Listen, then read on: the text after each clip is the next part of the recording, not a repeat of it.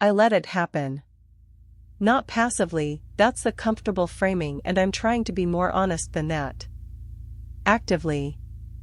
I let it happen through a series of deliberate non-interventions, each of which I could justify in the moment, and which together formed a pattern of complicity that I've spent years trying to reconcile. This story is about a workplace situation. I'm going to tell it carefully, because the people involved are real and some of them I still know. I'll change identifying details while keeping the structure true, because the structure is what matters, the specific mechanism by which ordinary people in ordinary situations become participants in things they would, if asked in the abstract, say they would never participate in. I was part of a team of 8. The team had a manager who I'll call Grace. Grace was competent, experienced, and operated with a specific kind of authority that I respected. She was not a villain. She was someone who had developed, over a long career, certain patterns of management that were effective in some contexts and actively harmful in others. One of those patterns was a way of managing out people she'd decided weren't a fit. Not through formal process, that would have been clean and accountable. Through a slower, less documented mechanism, being publicly critical of their work in ways that undermined their confidence and their standing, giving them assignments designed to surface their weaknesses rather than develop their strengths, creating conditions that made it likely they'd either fail or choose to leave. When I joined the team, this process was underway with a colleague I'll call Nat. Nat was newer than most of the team, quieter, less instinctively political. The kind of person who trusts that doing good work will be visible on its own merits, which is, in certain environments, a correct belief and, in others, a vulnerability. Grace had decided Nat wasn't a fit. She hadn't said this explicitly. But the pattern was clear, once I was paying attention. I noticed it in the second month. I watched Grace critique Nat's work in a team meeting in a way that went past useful feedback into something designed to embarrass. I watched the team dynamics, the way some people aligned with Grace's position and others went carefully neutral. I watched Nat absorb it with a kind of patient, bewildered dignity that still comes back to me. I said nothing. I told myself it wasn't my place. That I was new, that I didn't fully understand the history, that intervening in a dynamic I didn't understand could make things worse. These were not fully false reasons. But they were also convenient. The fuller truth was that speaking up would have cost me politically. Grace was powerful, her favor was valuable, and positioning myself in opposition to her read of the situation carried real professional risk. I chose my career over my colleague. That's what it was. Over the following months, I watched the pattern continue. I watched Nat become quieter and more uncertain.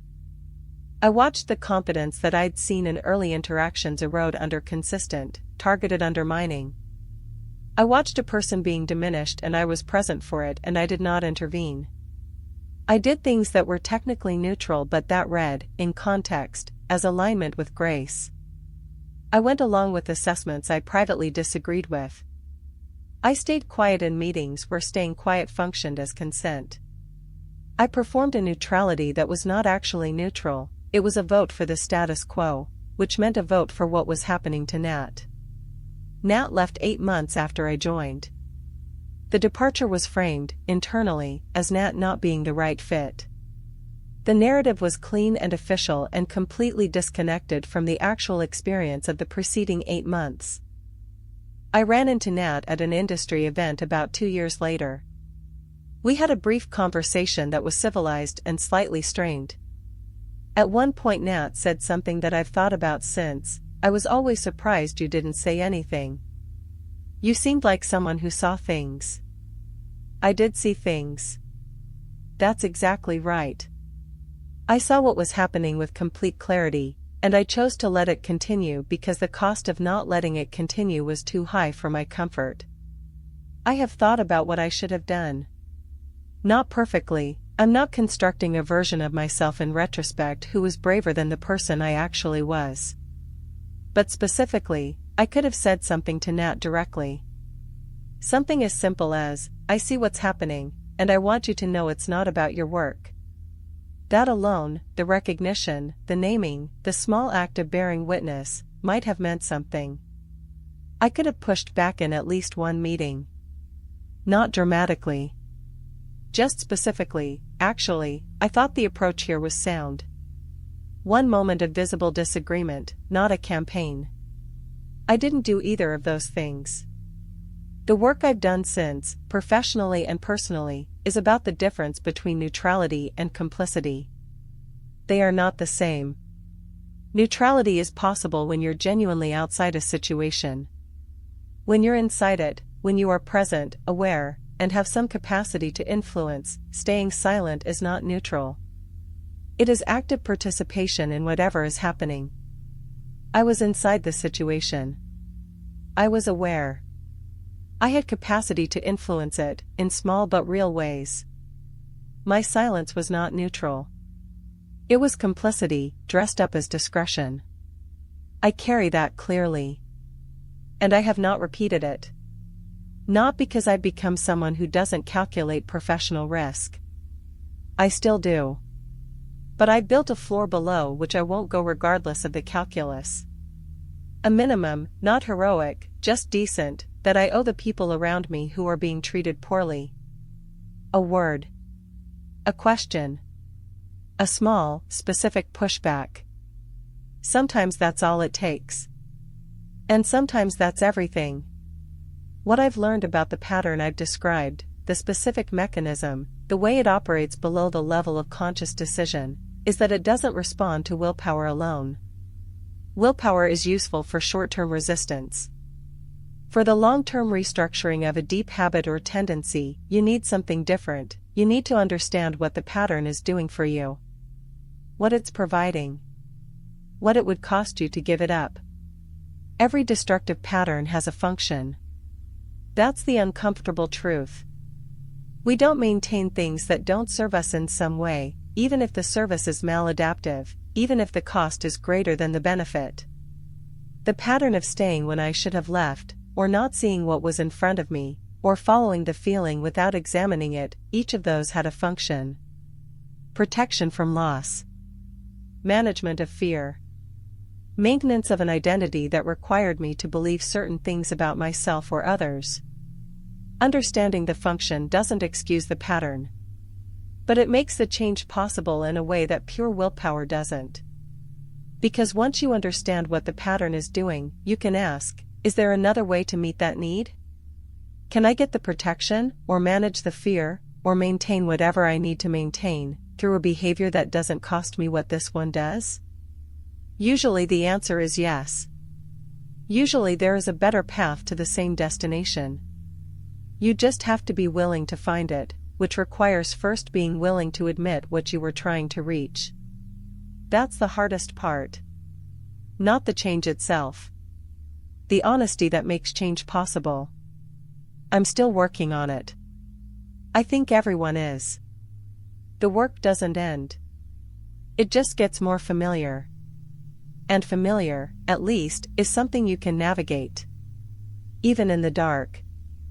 There's a particular quality of mourning I've noticed in the period after working through something significant. A specific lightness. Not happiness, exactly, not the performed kind, not the kind that requires circumstances to be good. Something more elemental, the sensation of being present in your own life instead of slightly beside it. I chased that sensation for years before I understood that it wasn't something that arrived. It was something you had to create the conditions for. And the conditions are, at their core, very simple: honesty with yourself about what's happening, willingness to feel what the situation asks you to feel, and the courage to take the action you know is needed even when the action is uncomfortable. Simple to describe. Difficult to execute. Difficult in ways that are specifically, personally yours, in the ways your history makes difficult, your particular fears, your particular blind spots. But that difficulty is not a wall. It's a map. The places where you find the most resistance are usually the places most worth going. I spent time going around the resistance. Managing it, distracting from it, building elaborate structures to not have to walk through it. The structures consumed more energy than walking through the resistance ever did. I just didn't know that until I started walking through. The story I've told here is the story of one chapter. One specific set of choices in one specific situation. But the mechanism, the way the pattern operated, the way I enabled or avoided or mistook or missed, that mechanism has appeared in other forms in other chapters. It probably will again. Not identically, but recognizably. What I carry forward is the recognition itself. The specific texture of the thing when it's happening. The way my body registers it before my mind catches up. The particular quality of the avoidance or the escalation or the wrong certainty. Learning to recognize the mechanism faster. Acting on the recognition sooner. That's the work. And it's worth doing. Every single time. I want to leave you with the thing I wish someone had told me earlier. Not a formula. Not a framework with steps. Something simpler and harder. Most of what we avoid in ourselves is survivable. The feeling we don't want to feel, the conversation we don't want to have, the truth we don't want to acknowledge, we avoid them because we believe, on some level, that having them will break something. That the reality is too large to hold. That if we stop managing around it, it will overwhelm us. It usually doesn't. What breaks us is more often the managing, the ongoing, exhausting, expensive work of keeping something at bay. The thing itself, when we finally let it in, is almost always more survivable than the anticipation of it. I know this from experience. From specific, personal, hard-won experience. The thing I dreaded most in the story I've told you was not as large as the managing of it. The moment I stopped managing and started facing was difficult, yes. But it was bounded. It had a shape. It moved. Things you manage around don't move. They sit in exactly the same place, requiring the same amount of energy to maintain, for as long as you're willing to keep paying. I stopped being willing. And what was underneath was not a catastrophe. It was just the truth.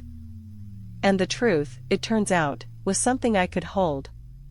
So can you.